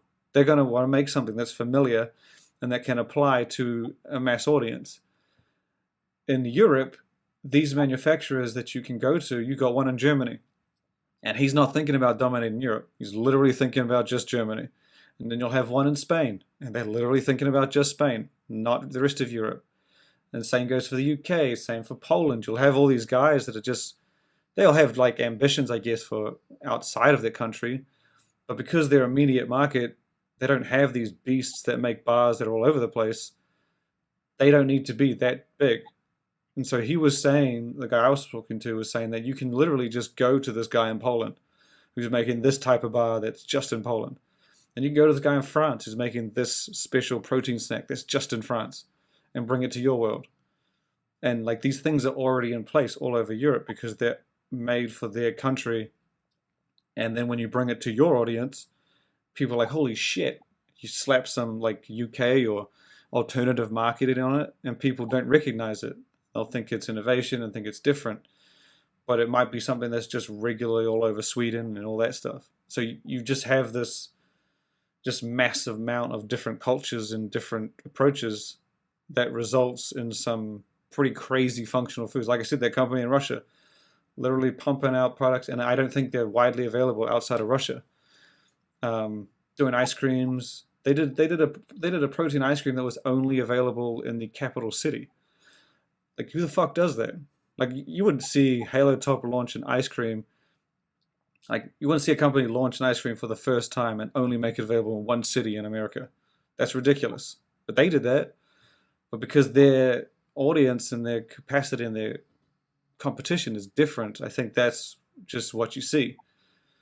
And like Americans could go and get functional foods, but you've got that giant fucking ocean in between you and makes it a lot harder to get stuff over. But it's I thought that was the best answer I had from someone who actually does buy different snacks and functional foods from different countries in Europe and brings them into the one brand. And I mean, it made perfect sense when you hear that. And I've met some of these manufacturers in these countries, and so it's it's literally like one guy and a few assistants in this country, and yeah. So I think you couldn't get someone so specialized in America to make a specific product because then all that would happen is that every brand in America would then carry it, and that would no longer be special. But over there, there's just more room to innovate, more room to create, and like I said, you got, I don't know how many countries in Europe, 40, 50, there's a lot. But the diversity in culture and flavors and taste just, they just make up little bakeries in their country, and then you can just kind of bring it into evolve it, change it, tweak it, and make it your own. Now, when it comes to protein bars, I mean, obviously you would pick a European probably brand as the best one, and I think I know which one you like. But I think everybody does. What would you say is the best protein bar to your liking in the United States? Oh fuck! That's a shit question. Well, if all the ones that you tried, obviously, and this has nothing to do with Stack. This has to do just with Shane Smith. The Jack Factory. Is it the Authentic Bar? I think it's the Authentic Bar. Jack Factory Authentic Bar. That thing is not all of the flavors because all the flavors are different, but it's pretty much. I like to call it the sort of the evolution of the outright bar. I love the outright bar and the like. Basically, how it kind of outright bar is a perfect example. Like that was a brand new bar. Now a lot of brands do similar. But the thing is, with each of those different flavors of that product, they were very eerily similar. Like they all had a kind of a nut butter type taste to them. the Jack Factory Authentic bar, they kind of blended it with inclusions. So you get like little candy pieces, peanut butter chips, you get all these different things that just pretty much like diversify each flavor. And it's as smooth as the outright bar. It's got a little more sugar, so it has a bit more sweetness, and then these inclusions just make it pop. And that thing is ridiculously good. Not all the flavors though. Some of the flavors like are real hard. Some of them just didn't turn out that good. But So the yeah, that flavors, was probably the the texture is different on some of the flavors. yeah. But Huh. they're not all this like I'm guessing the inclusion's a little bit different, and like some of the flavors, the taste of the main body isn't like a nut butter. It's got like a little bit of a twist to it. But I'm pretty sure the pretzel one was dynamite. They have one called Kitchen Sink. Those things are fantastic. And to be fair, that's not an American company. I'm pretty sure Jack Factory is Canadian, but I feel like we can kind of count it. Yeah. Um, are they available in America? I mean, in the United States. Yeah. They used to sponsor Chris Bumstead. Yes, I remember that that was a company that used to sponsor him. You go to different events, to different expos, like all around the world, obviously. Which one is your favorite and why?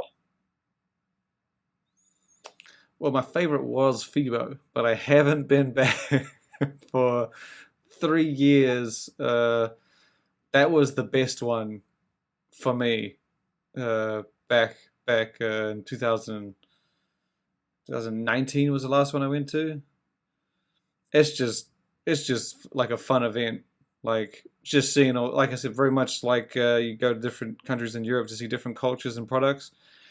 FIBO was fantastic for that.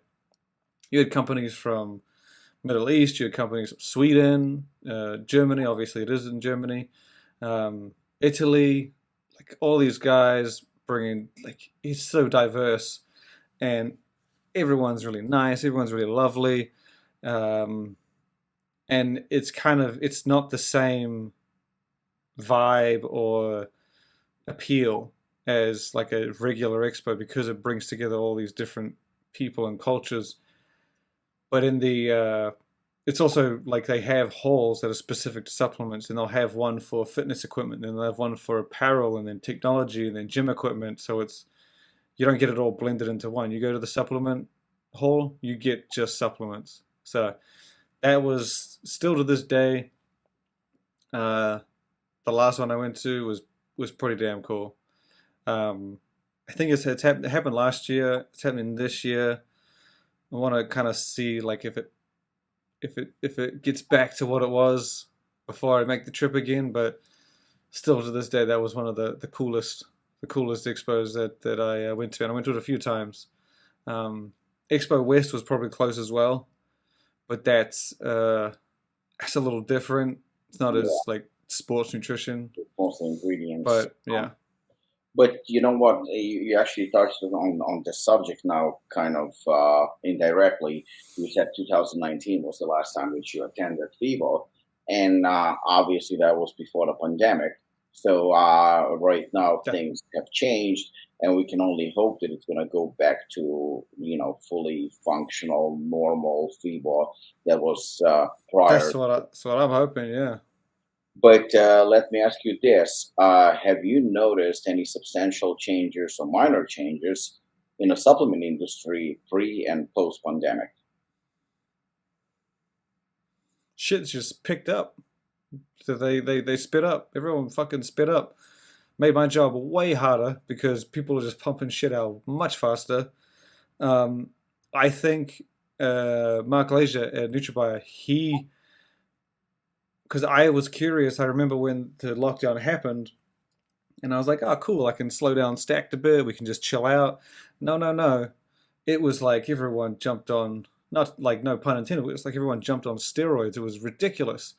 Sweden was pumping shit out left and right. Like Europe was doing quite a bit. Then America, and I was just like, what the shit? Why is everyone like speeding up? This is weird. And I think Mark pointed out. He said that before COVID, they would do like a run of like let's just say 10,000 units of whatever. I don't know if this is exact. This is just kind of what he was explaining to me. they do the bulk runs. So you do 10,000 units of a protein powder.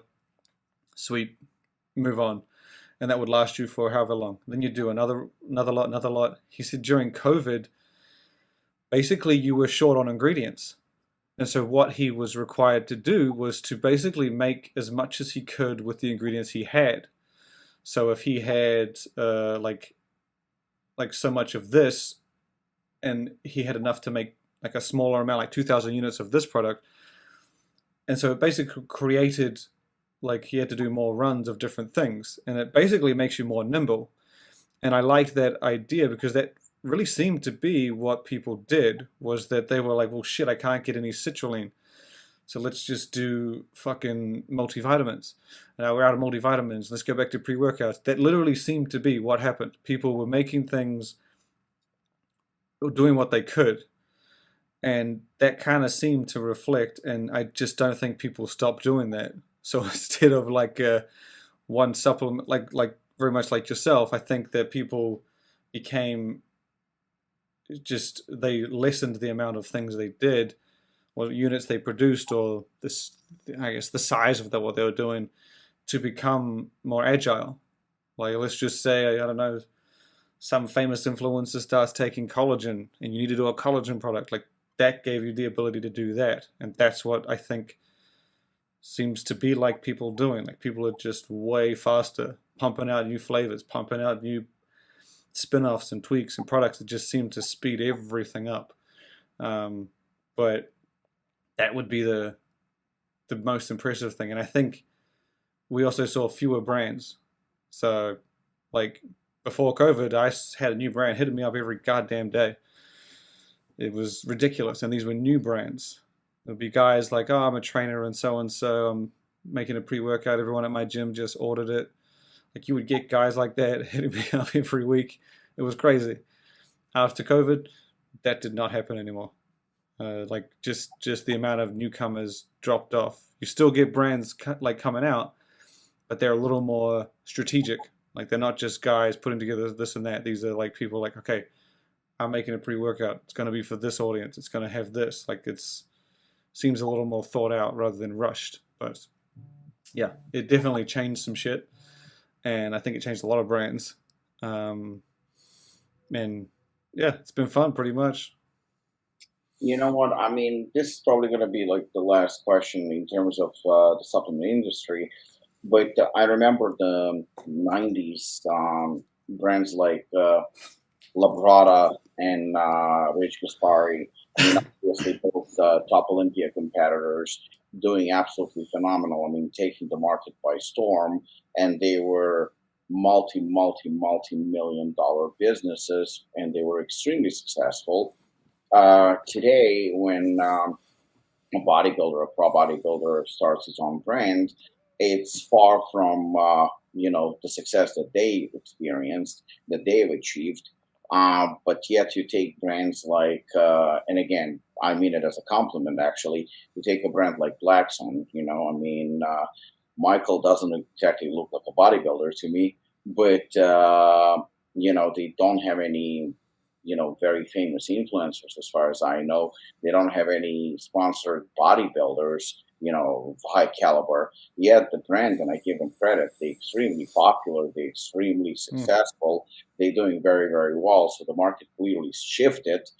And I also understand, and this is from my opinion, or at least from what I see, I might be wrong, back in the 90s, it's mostly bodybuilders who use supplements. That was, athletes, so to speak.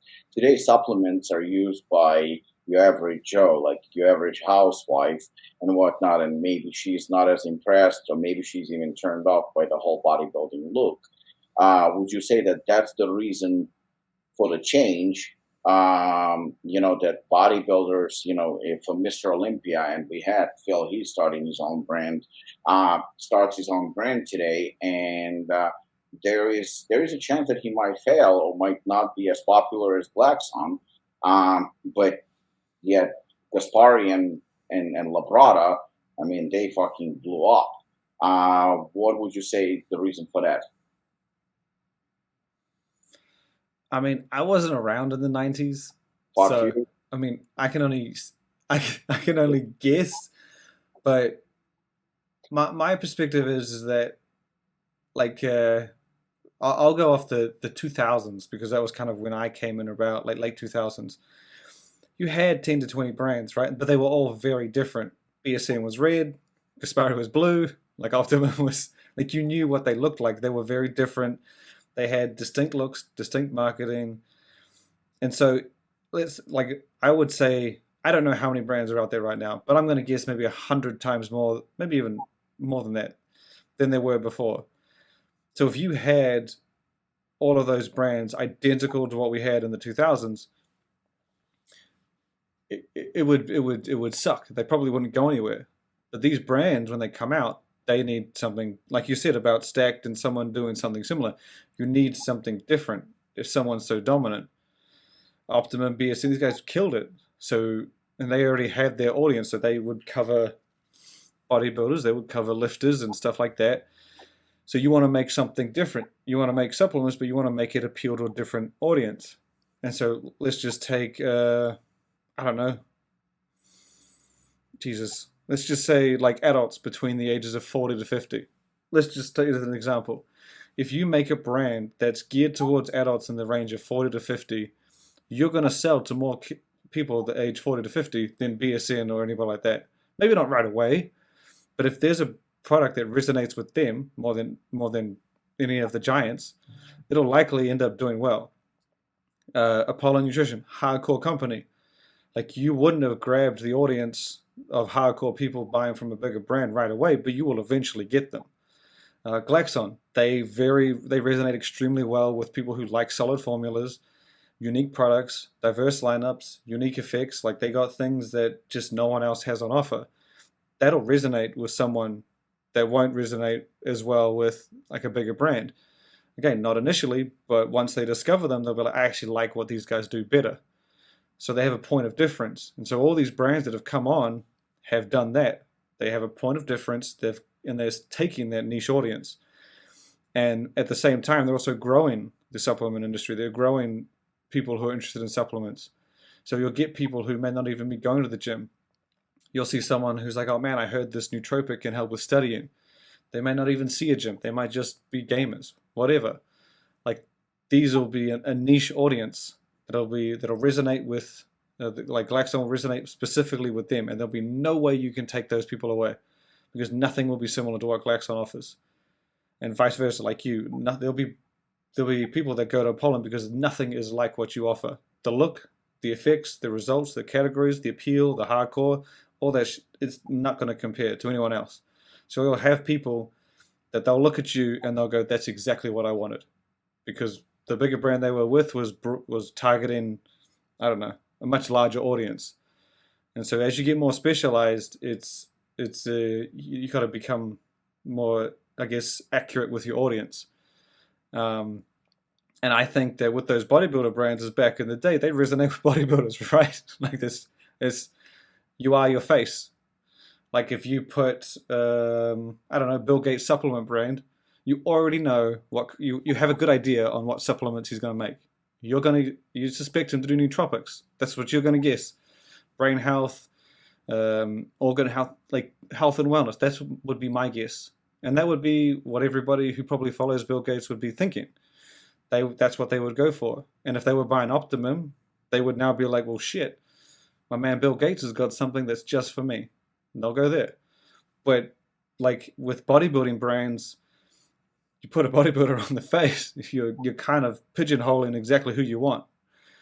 Like if you build an audience and then add a bodybuilder, it's a little bit different. But if you've got, like that's your face, a bodybuilder, like again, you compared Labrada and Gaspari. Back then, they were literally the only two guys who had brands named after them. There were probably some others. But now it's countless. There's a Hostile is one. You got Chris Bumstead's the clear face of Raw. Like you have a massive amount of brands that are led by the face, and so I think and they're all going after. If you have a bodybuilder, and you know you're attracting a specific type of audience, you can do some other marketing to get others. But if you're relying solely on that bodybuilder, you'll attract one type of audience. And if everybody has a bodybuilder, you're all going to be trying to get the same audience. You'll also put off the same people. Like I said, someone who sees Bill Gates with a supplement, that brand may not, like he may not have any interest in a brand that's faced by like a Mr. Olympia. Like they might not be attracted to supplements at all because of that. So I think back in the day, yeah, and it was a small market. Everyone was bodybuilding, everyone was gyms. Like you said, now you got mums, now you got kids, you got teenagers, you got athletes, everybody from all different walks of life getting into supplements, and you want to reach someone else. You don't want to just reach a bodybuilder. So when you add a bodybuilder, it shows that you're going in that direction, but you want to add a gamer, you want to add like a health enthusiast, you want to add a nurse, a doctor, like all these things will show to people that that brand's for them. But relying solely on a bodybuilder is, you're going to bring in an audience that already probably found what they want, like, last year.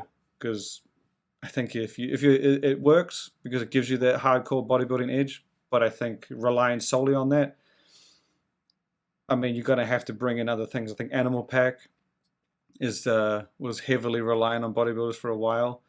Not so much anymore because they've been around for a long time and they've started spreading out. But when you have bodybuilding as your face, it's not going to have the impact it once did when there were like much fewer bodybuilding brands back in the 2000s or 90s, like Librado and Gaspari. Well, right now, I think that, something that I found very, very interesting, and I think that we all have to do market research and we have to observe as to what's happening outside and what's going on, the trends and whatnot, because everything is changing so fast. And I saw somewhere that either Arnold Schwarzenegger has a brand or the man behind the brand or some shit like that. But I saw something. And it had zero impact. Like I said, it just was such a... Oh, yes. Are you going back a while? It's something like that. But like I said, it was so irrelevant. Yeah, he had a brand called Ladder. Yeah, it looked so irrelevant. And I mean, I don't see it anywhere for sale. And I honestly don't think, I could be wrong, but I don't think it's making any impact, like a severe impact, I mean, considering that this is Arnold Schwarzenegger. Again, I'm not disrespecting the man or anything like that, but again, if this was 20, 30 years ago, this would be massive. Right now, I mean, I saw it, and I don't even remember the name, and I could care less. But yet, I'm pretty sure it was... Yeah, on the other hand, you have Gymshark. They just released a pre-workout. It created massive, massive, massive reaction from the supplement industry, mostly negative. Surprisingly enough, I didn't have anything negative to say about it because I thought, there are so many bad formulations out there and so many crappy products. I don't remember the formula for this, but I imagine it's not that great from what I remember. But at the same time, Gymshark, I don't see them failing. I'm not saying that they're going to outsell C4 or anything like that, but they have the audience. So I'm pretty sure that they're going to sell well. I think they're going to do okay. And then on the other hand, you have Prime. Prime just now signed with UFC. You posted about it. I mean, this is Logan Paul. Logan Paul is an influencer. He's not, he's a boxer, I guess, but he's not like a major superstar athlete. He's a major influencer who is extremely well known. I mean, I remember my daughter, Jess, she walked in, because I got you the cans, and I bought a few for myself. And when Jess saw it that I have those cans, I wouldn't even bought it if it wasn't for you. But I bought a few for myself as well. And just, oh my God, this is Logan Paul. And she's like, I have to try it. I have to drink it. And she's like super excited about it. So that generation is obviously very, very influenced by it. And I guess if they sign a contract with UFC, clearly they're making shitload of money. So now you have Logan Paul, who 20 years nobody even would look at. And then you have Gymshark. Again, 20 years ago, nobody would even fucking give a shit about it. Easily eclipsing Arnold Schwarzenegger. Easily. Without, they're destroying him. But that was like I said, like Arnold was a bodybuilder, his athletes had seen it all before. Gymshark is a clothing company, one of the largest fitness clothing companies in the world. right? That's their audience. No one else in the supplement industry has an audience like that. No one. So they introduce supplements to them. So some of these people wouldn't have even touched supplements. Some of these people wouldn't have even had a pre-workout ever in their life. So this isn't like they're not introducing this to compete with you, to compete with anyone. They don't give a They shit have the about that. customer base. No, they don't. They don't care. Like, I don't see why they would. They would, like, and I know people were dogging on the formula, but I actually had this discussion with my wife. She says, man, they probably should have put a little more into it. And I said, you have to understand, right? This isn't just going out to gym bros. They have the audience there. It's right there. They have every email. This is for like females from the age of 16 to probably 75, kids all the way up there too. There you go. Yeah. This is like it's like they're selling a pre-workout not to us. This isn't for us. And this isn't for just one person. This is for a country that they've developed, which is essentially a customer database that buys their fitness apparel. So I can understand why you wouldn't want to put in a high amount of caffeine. I can understand why you wouldn't want to load it up and make it a $40, $50 pre-workout. I can understand why you would want to be cautious, because the last thing you want to do is to put it out there and then someone say, oh my God, I got the tingles, and they don't know what it is, and then they don't want to try it again, and they won't even trust them if they do another one. They don't want to put in too much caffeine and people get jittery. Like, I can completely understand they were taking, whether or not they were taking like a cautious approach, I can completely understand why you wouldn't want to do something that would impress me, because you're selling it to people that go to the gym and might not touch supplements ever. So it's they have an audience, and I think they don't give two fucks. Nope. They sent it to me. They reached out to me to share it before they announced it. That was actually And my I was next already. question. Did they reach out to you, or you reached They out? did. They did reach out to me, because they reached out to me the day before they announced it. I don't know how they found out about me, but I said, yeah, sure. And they were like, oh, it's only for the UK. And I was like, you wait till this goes live, my friend. It's gonna blow shit up. And then the Prime thing, I think, same point again. He's a content creator. He doesn't look like a buff gym goer. Like, It he's doesn't fit matter. and he's athletic, but his audience is probably, I don't think most of them would take supplements or even touch a pre-workout. Maybe they would, but this is an audience. This isn't your audience. This isn't anybody else's. This is his audience that he already has access to, and he's selling them a hydration drink. And it's like, I mean, it'd be like if Cristiano Ronaldo or Messi, people would flock to it, and they wouldn't give two shits about what it did. Like, they wouldn't care. They'd be like, oh my God, this is Messi's drink. I'm getting it. There were kids that would probably line up to buy it just because he shared it, and they wouldn't have any knowledge of it, but they know because he shared it, it's cool, and it's the shit. And that happened with Prime, and that thing is just blowing off the hinges. And I don't think it's taken away, like, me or you buying our hydration drinks. I don't think it's taking us away. It's just bringing more people in, which is huge. He made, I believe they did $250 million in sales last year. And they only fucking started last year, which is insane. So and now he's got energy drinks in the mix, and now he's got the UFC deal. I mean, I drank it. I think it's fantastic. I'd buy it again. They actually, coincidentally, you sent me some. They are sending me a case of each flavor all the way to New Zealand. I don't know how they've got in contact with me, but they hit me up and I said, look, I'm only going to be in America in March. And they said, we'll ship it to wherever you are. I'm like, done. Get it over. And I think it's, very similar to Gymshark. It's not a pre-workout formula. It's not complex. It's to the point. It'll give you energy. Tastes pretty damn good, except the red one I didn't like. It's like, you don't need to be complex. He's got an audience that he is trying to sell a product that applies to everyone. It's like, it'll be as difficult as making a t-shirt that everyone in the country would like. It'd be ridiculously hard that every kid, teenager, adult, old person would like, female, male. He's making an energy drink that he wants to apply to the most people in his audience, just as much as Gymshark is making a pre-workout that's going to apply to the most of their audience. Not like the top, me and you, who go to the gym every day, deadlifting and bench pressing. He wants to apply to as many people as he can, and I don't think me and you represent that Then the they don't the, give a the shit. average person. No, But you know what? I bet Gym Sharks sell like crazy. Of course, I mean, without a doubt. And I think it's great. Good for them. I mean, why not? And everybody who shits on them, I'm like, guys, they don't give a fuck about your opinion. They have their market, they have who to sell to, and they're going to be very successful.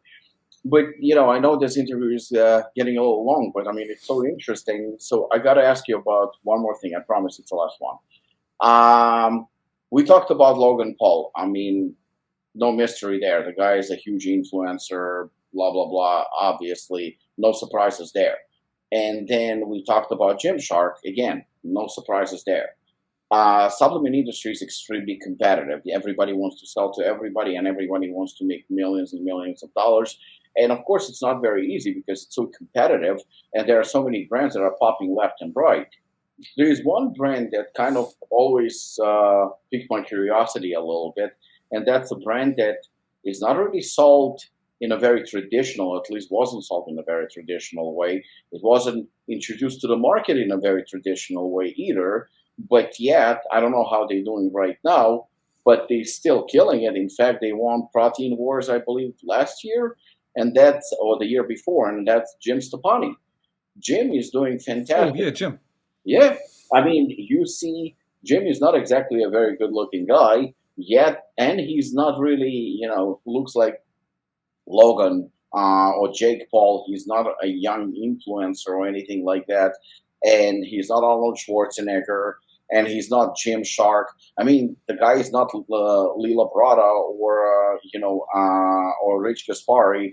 I mean, he just doesn't seem to be falling into any popular category. I mean, he's a geek. He's a doctor, if I'm not mistaken, heavily tattooed, not extremely attractive, middle age, I believe, and yet his brand is doing. I mean, and his products are decent. They're actually not decent. They're good. They're legitimately good products. I actually like the brand, but it's not the best brand out there. It's not the most unique brand out there. They don't have Gymshark t-shirts. They don't have Logan Paul, and they don't have anything that would say, okay, you know what, this is to the mass market. Yet they're doing absolutely phenomenal, at least used to, and they're still pretty dominant.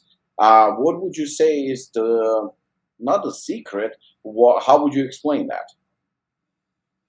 I think it was much like I said before. Like, I think Jim Stepani walked the fine line of a face versus what the brand stood for. He came in and he bought something that no one else had. He had done things similar to others, but he brought it all together in a way that no one else had done. Very similar to Ghost. Like, Ghost brought together something brands had done before, like colorful labels, good formulas. He introduced authentic collabs, and he rolled it all into one. Jim Stepani did similar. We had seen a few transparent products. We had seen a brand that did a protein powder, a pre-workout, and a post-workout, and he rolled it all together. And as much as he was the face of it, I think it was more about what he stood for than how he looked.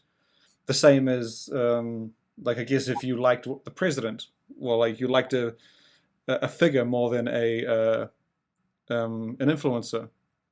Like, if you looked up to like the president, like, oh my God, he's amazing. You're not necessarily following him because of his physique. You're following him because of what he stands for, what he does. I think Jim had a very split decision on that. I think he had people that followed him because of what he stood for and because of how he looked and what he did. So he had a very interesting approach where I saw it with the Gym Army. And much like I said, you probably had people that were buying supplements from big companies. He comes out and he says, look, I'm about transparent products. I'm about quality formulations, full dosages, and solid categories that everyone uses. I could immediately see a shitload of people being like, well, that's not around right now. I'm going to you. And that's exactly what happened. And even though, like, you've seen many brands since then that have similar to what he done, they're not offering anything different than what Jim did. There are a lot that have come out that aren't doing anything different, so why would you switch? And I think that when you see something so niche that resonates so well with you, like a brand that a band a style of music that you find in your teens, You hear a song or an album and you're like, oh my God, that's me. And you'll probably listen to that band for the rest of your life. You may see some similar, but like you'll probably never change. And I think that's what you get with supplements. And I think a lot of those big brands still have fans that hang around. Obviously, they're still very successful and they just don't want to leave because nothing has resonated to them or attracted them outside of what they were looking for. And Jim very clearly offers that. He has, like I said, it's not so much how he looks as what he stood for. And if you want solid category, like you don't want to spend ridiculous amounts of money, but you want to spend a little more than entry level, and you want easy access at GNC and bodybuilding.com and Amazon. You want good flavors, full dosages, formulas that work, and categories that everyone uses, and fully transparent labels. You really can't go wrong. And he rolled it all into one, and he bought it out, and it just blew up. And I think that, like I said, people that would have liked and jumped on it then have no reason to jump to anyone else because he hasn't really, like nothing, you can't really bring out something that he doesn't have. You could probably bring out products with a little bit more in it, but if you're just someone who's not looking at ingredients and looking at dosages and just want a pre-workout, the benefits aren't going to be too drastic. And you already love Jim and you already know what Jim is and you know what it stands for. Stick with it. And I mean, I think it's pretty clear they're doing but I genuinely think it's what he stood for and what he voiced the brand was about at a time when not everyone was sitting there. There are a few brands that came out afterwards and were like, hey, we actually do transparency too. But that was too late. And even though I think he was saying, like at the time, he was the first one to do this and first one to do that. And it just, I think everyone just jumped on. And it just, I could, if someone said to me that the favorite pre-workout or the best pre-workout for them is pre-gym, I would not argue because I can easily see how you'd get to that decision. And even me saying something like, well, this product has 2 grams more citrulline. This product has the same beta-alanine, but a little more creatine. Like, they're not going to give 2 shits. They're like, okay, so it's the same thing.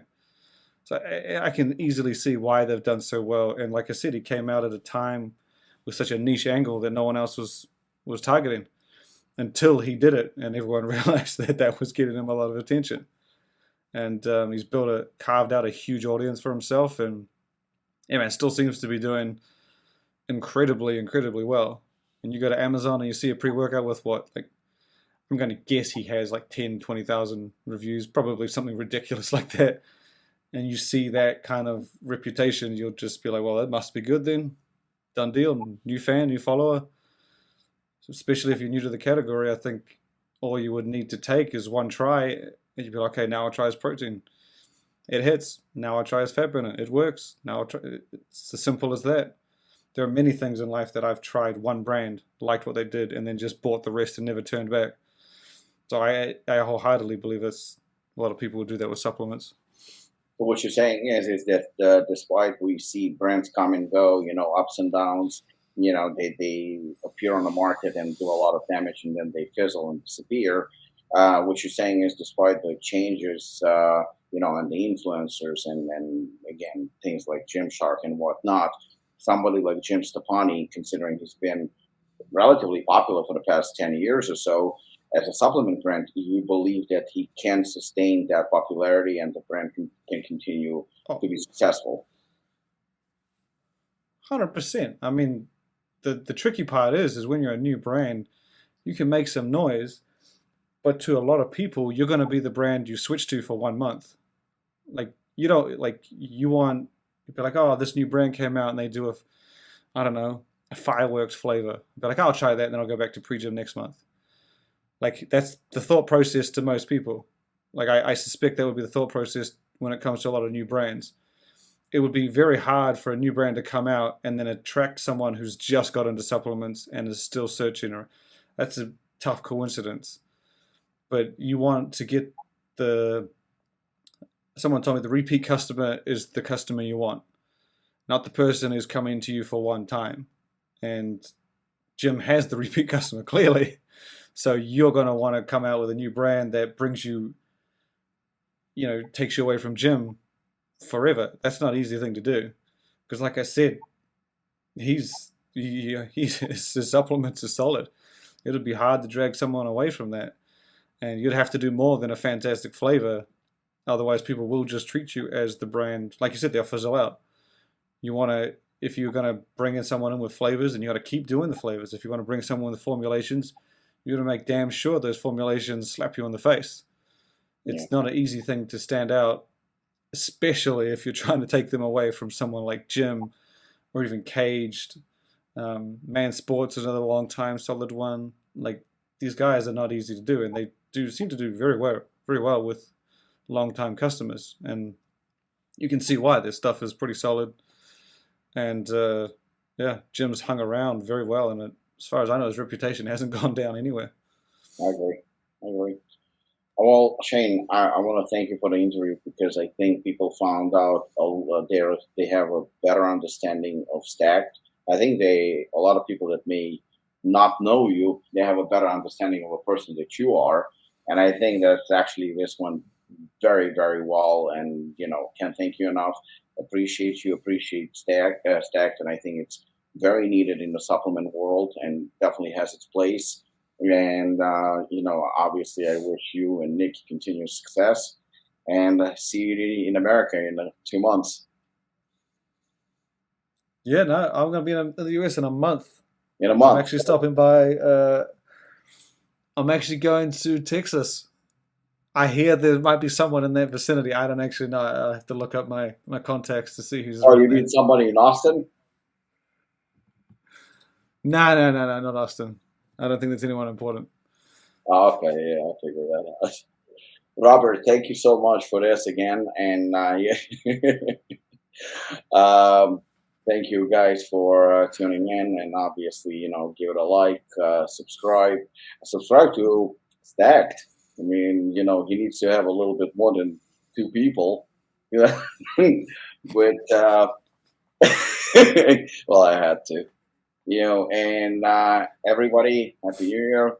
Shane, see you soon. Robert, appreciate it, and take care, guys.